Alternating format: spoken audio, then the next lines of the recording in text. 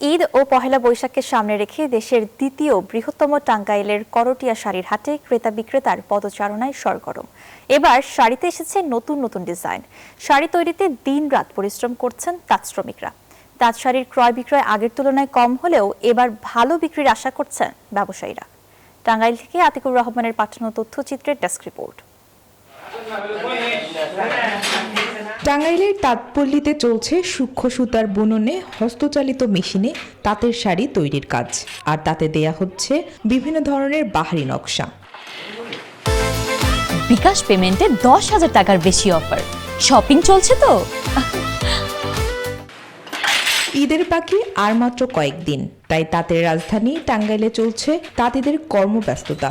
অর্থ উপার্জনের আশায় দিনরাত বাড়তি পরিশ্রম করে যাচ্ছে তাঁতিরা। এখানে তৈরি শাড়ি কিনতে দেশের নানা প্রান্ত থেকে ভিড় করছেন পাইকার ও বিভিন্ন শ্রেণীর ক্রেতারা। আমি এই হাটে প্রথমে আসছি, তো সাধ্যের মধ্যে। এখানে তো শাড়ির জন্য বিখ্যাত, শাড়িটা এখান থেকে বেশি নেওয়া হয়। তবে তাদের কারিগররা বলছেন, আসন্ন ঈদ ও পহেলা বৈশাখ উপলক্ষে কর্মব্যস্ততা বাড়লেও তাদের মজুরি কম, পাশাপাশি আগের তুলনায় বেচা বিক্রিও কমে গেছে। আমাদের যে পরিস্থিতি এখন, এই তাঁতের কাজে আমাদের সংসার এখন আর চলে না। লাগবো 10 টাকা, পাই 5 টাকা, তাহলে কেমনে চলুম? আগে তোমার চাহিদা ছিল, এখন চাহিদা নাই, অনেক তাঁত বন্ধ হয়ে গেছে। চাহিদা থাকলে তো আসলে বন্ধ হইতো না।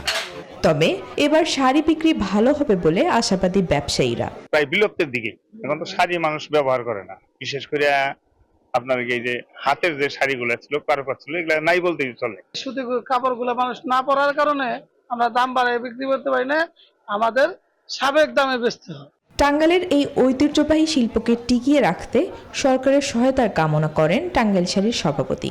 আমরা খুবই আশাবাদী যে এবছর ঈদে একটু বিক্রি ভালো হবে। মানুষের ক্রয় ক্ষমতা যদি থাকে তাহলে সকলেই ঈদের কাপড় কিনবে এবং ঈদের আনন্দ উপভোগ করবে। অতীতে টাঙ্গাইল শাড়ির তাঁত ছিল 5,000, এখন তা কমে হয়েছে 450। Text report, news 24।